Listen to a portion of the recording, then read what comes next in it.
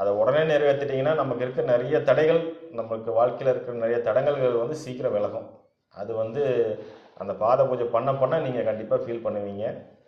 இந்த வாய்ப்பை வந்து யாரும் மிஸ் பண்ணக்கூடாதுங்கிறத நான் கேட்டுக்கிறேன். யோகிராம் சுகுமார்.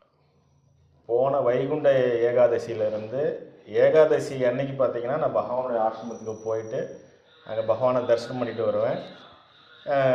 அது மாதிரி ஏகாதசி அப்போல்லாம் பார்த்தீங்கன்னா எனக்கு ஆசிரமத்துக்கு போகணும் அப்படிங்கிறது எனக்கு ரொம்ப ஒரு மனசில் பார்த்தீங்கன்னா ஒரு சங்கல்பமாக வச்சு பண்ணிகிட்டு இருந்தேன்.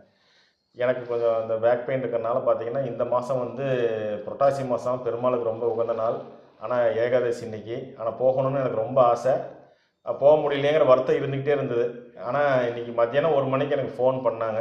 சாமி வந்து ஃபோன் பண்ணிவிட்டு, நாங்கள் திருச்செங்கோட்டில் இருக்கிறோம், இந்த மாதிரி உங்கள் வீட்டுக்கு நாங்கள் இந்த பக்கம் வந்துட்டு போகிறோம் அப்படின்னு சொன்னது எனக்கு மிகப்பெரிய ஒரு சர்ப்ரைஸ்.